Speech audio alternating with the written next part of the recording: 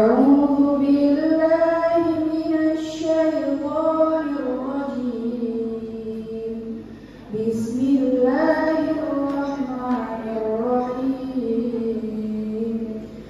وبالحق أنزلناه وبالحق نزل وما أرسلناك إلا مبشرا ونذيرا وقرآنا فرقناه لتقرأه على الناس على مكث ونزلناه تنزيلا قل آمنوا به أو لا تؤمنوا إن الذين أوتوا العلم من قبله إذا يتلى عليهم يخرون للأذقان سجدا ويقولون سبحان ربنا إن كان وعد ربنا لمفعولا ويخرون للأذقان يبكون ويزيدهم خشوعا قل ادعوا الله أو ادعوا الرحمن أيما تدعوا فله الأسماء الحسنى ولا تجهر بصلاتك ولا تخافت بها وابتغ بين ذلك سبيلا وقل الحمد لله الذي لم يتخذ ولدا ولم يكن له شريك في الملك ولم يكن له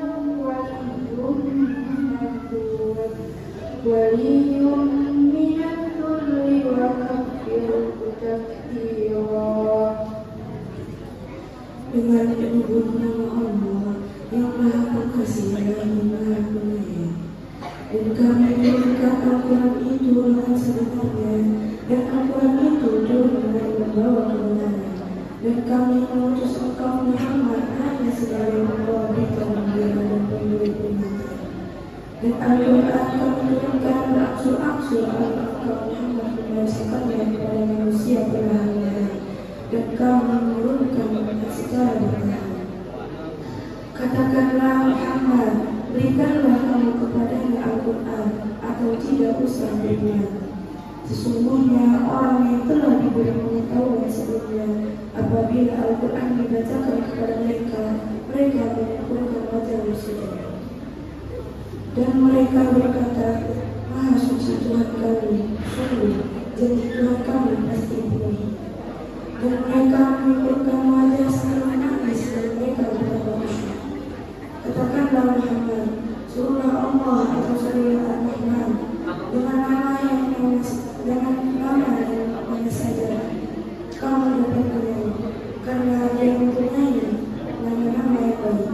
Dan janganlah engkau mengeraskan suaramu dalam sholat, dan janganlah pula merendahkannya, dan usahakan jangan tengah di antara dua itu. Dan katakanlah segala puji bagi Allah yang tidak mempunyai anak dan tidak pula mempunyai sekutu dalam kerajaannya, dan dia tidak memperlakukan kelawan dari kehinaan dan amukan yang biasa oleh Allah. Sadaqallahul azim. Asyhadu an la ilaha illallah wahdahu la syarika lah wa asyhadu anna sayyidana wa nabiyyana Muhammadan abduhu wa rasuluh. Allahumma shalli wa sallim wa barik ala sayyidina Muhammadin wa ala alihi wa ashabihi wa man tabi'ahu ila yaumil qiyamah, amma ba'd. Al-Mukarramah Ibu Dr. Hajjah Badrah, izin Ustazah. Alhamdulillah, berkenan, terima kasih banyak. Putri dari Buya, iya, saya tuh dengan Mesir, Buya saya tuh dengan Mesir.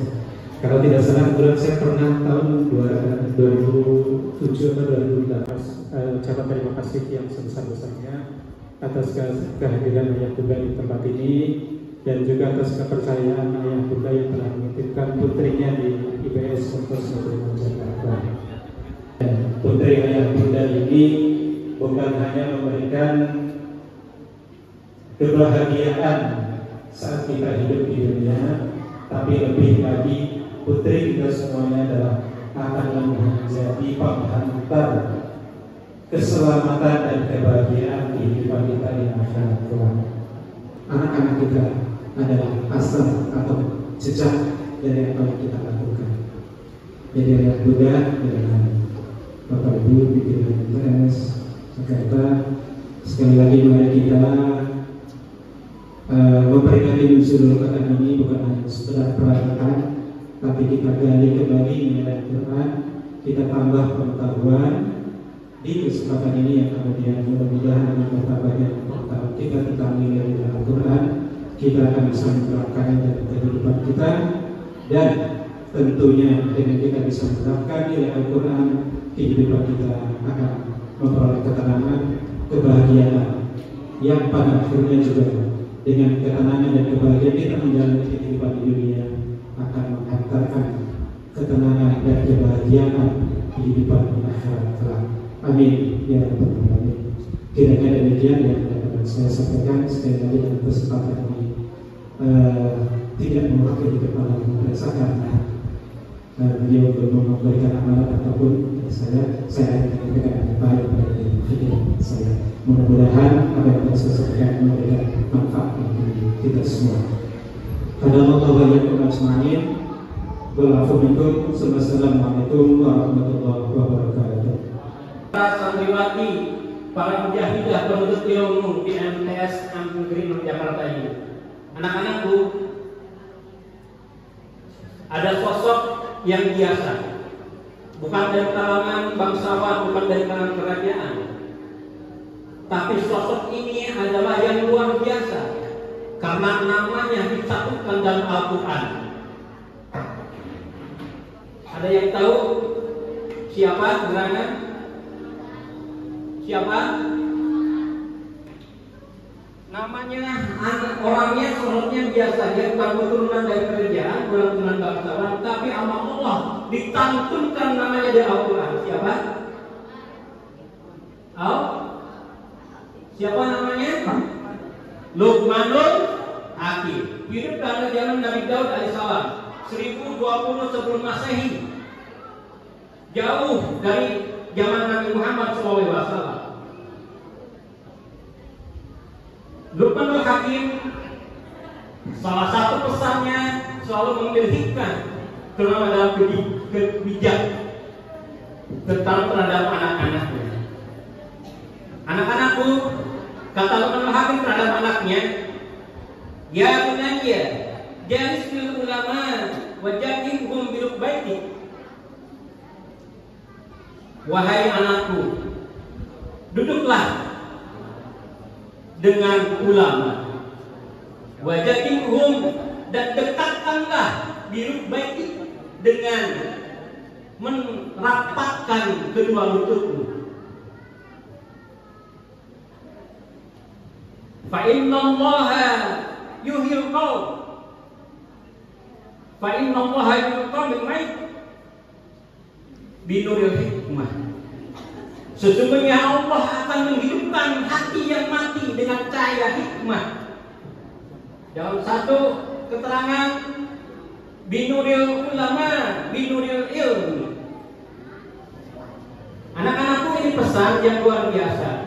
Kalian sudah Allah takdirkan berada di majlis ilmu, dekat dengan orang-orang alim, dekat dengan orang-orang yang berilmu. Oleh karena itu harus disyukuri. Karena apa? Salah satu yang akan menutup hati kita, yang akan menutup hati kita adalah ketika jauh dari orang-orang yang alim, kita jauh dari orang ulama. Maka kata Luqmanul Hakim pesan terhadap anaknya, dekatlah kalian dengan orang-orang alim, dengan orang ulama, supaya hatinya terbuka dengan cahaya hikmah, binuril hikmah, dengan cahaya ilmu. Karena Allah toh tidak dekat dengan cahaya hikmah, dengan cahaya ilmu, maka akan tertutup hatinya. Pesan dari Bapak buat anak-anakku, teruslah berjuang meskipun banyak tantangan dalam mencari cahaya ilmu itu. Kalau sudah tepat berada dengan sosok para ustaznya, para penghafal Al-Quran di BS ini, jangan putus semangatnya, tetap harus berjuang terus, apalagi di bulan Ramadan. Setelah Ramadan ini, Bapak pesan terhadap anakku, teruslah semangatnya, jangan kendor. Teruslah berurutnya menghafal Al-Quran. Kalian didampingi dengan muslim-muslimah di EBS ini dengan 24 jam, insya Allah. Selalu tiap malam mengkaji Al-Quran, menjadi ilmu-ilmu. Ini yang luar biasa. Tidak semua orang-orang seusia kalian berada dalam majlis ilmu, tetapi kalian berada di majlis ilmu. Ini adalah hal patut disyukuri. Salah satu nikmat yang paling besar adalah ketika kalian berada dalam majlis ilmu dan dibukakannya hatinya berdekatan dengan orang-orang alim dan orang-orang yang berilmu. Mungkin itu saja pesan dari Bapak sambutan pada kegiatan hari ini. Sekali lagi, jadilah anak-anak menjadi kebanggaan. Jadi kalian nanti akan mengangkat derajat orang tua kalian. Meskipun banyak rintangan, tidak mudah. Karena kalian adalah anak-anak yang luar biasa, beda dengan anak-anak yang di luar di sana. Oleh karena itu nanti dengarkan tausiah dari ustazah kita di momen yang luar biasa, momen menuju Quran pada hari ini, insya Allah pada malam nanti, malam yang ke-17. Kalian adalah ahli Quran yang setiap harinya selalu membaca, mengkaji, menghafal Al-Quran. Insya Allah akan menjadi pengselamat orang tua kalian kelak di yaumil kiamah nanti. Assalamualaikum warahmatullahi wabarakatuh.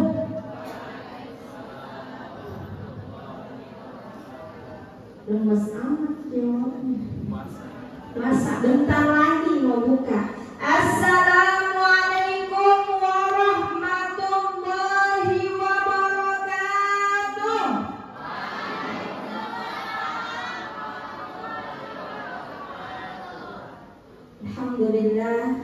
Alhamdulillahilladzi hamdan yuwafi ni'amahu wa yukafi mazidah. Ya Rabbana lakal hamdu wa ilahana lakal syukru kama yanbaghi li jalali wajhikal karim wa azimi sultani. Asyhadu an la ilaha illallah wahdahu la syarika lah wa asyhadu an belum mampu udah cakep ya.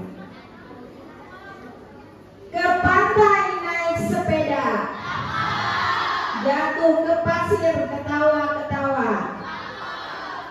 Baca Quran jangan cuma dibaca, tapi diamalkan dalam semua perkara. Jawabannya jangan tepuk tangan kalau santri. Insya Allah. Iya, ini hari keberapa Ramadan ya?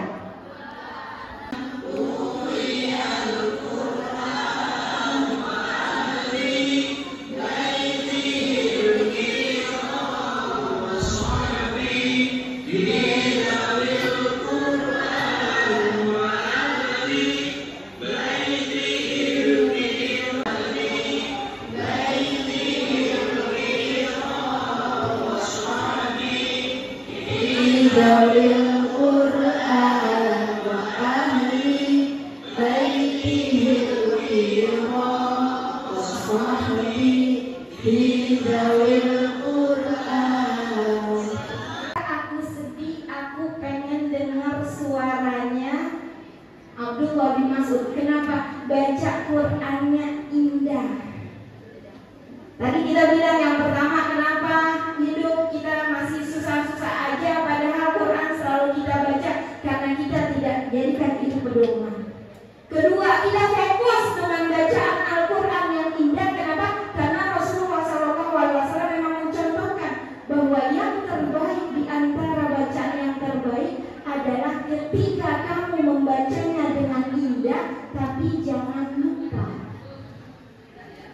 harus ditadaburi.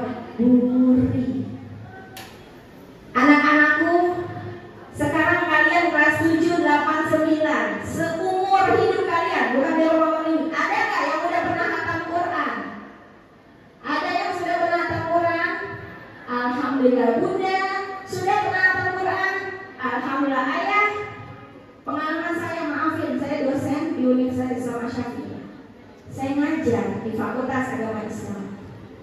Ngaji, sekolah, pesantren di MTSN 6 Jakarta Timur bisa khatam Quran.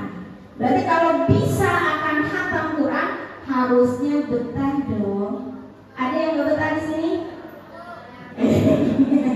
Pak Ustaz, begitu. Betah, makannya enak, lingkungannya enak, gurunya baik, pelajaran sekolah-sekolahnya enak, semuanya enak. Terus apalagi permasalahannya? Ternyata mereka lulus sekolah, Bunda, berhenti membaca Al-Quran. Pertanyaan saya selalu sama, kapan kamu terakhir baca Quran? Anak pesantren loh, lulus pesantren. Saya nanya udah semester berapa? Terus selama itu kapan baca Qurannya? Ya, ngajinya paling nggak semuanya malam Jumat, bacanya Yasin. Selain Yasin, Al-Mulk atau Al-Waqiah. Kenapa baca Al-Waqiah? Biar jadi orang kaya. Itu orientasi masyarakat kita, mayoritas. Kira-kira sedih nggak?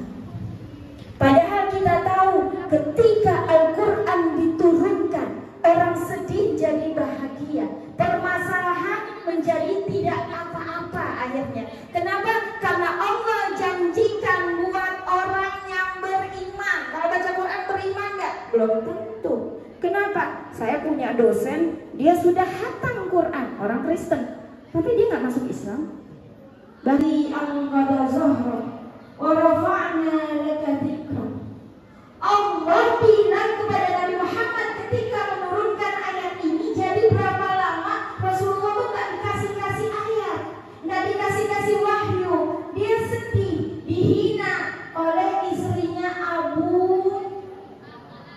Jahal, oleh istrinya Abu Lahab. Mana tuh penyihir wanita yang biasa ngintilin kamu? Siapa tuh? Malaikat Jibril. Allah turunkan itu sesudah 2 pekan. Rasulullah bersedih. Apa yang Allah bilang? Bukankah aku sudah menyatakan bahwa namamu akan disebut oleh seluruh penjuru bumi, tidak hanya oleh orang yang beriman, tapi juga oleh orang-orang yang tidak beriman. Siapa sih nama paling banyak di muka bumi saat ini? Muhammad. Siapa orang yang paling banyak didiskusikan pada saat ini? Tidak hanya oleh kaum beriman, kaum Islam, tapi juga oleh non-muslim. Siapa? Muhammad. Itu janji Allah, adanya di Quran. Tapi kita nggak tahu bahwa ini adalah salah satu ayat move on yang diturunkan oleh Allah kepada Nabi Muhammad dan diajarkan kepada kita orang-orang yang beriman. Kalau kamu sedih, pegang dadamu, baca Alam Nashrah Laka Sadrak wa wada'na anka wizrak sampai selesai. Kenapa? Inna ma'an usri yusra. Kenapa? Karena setiap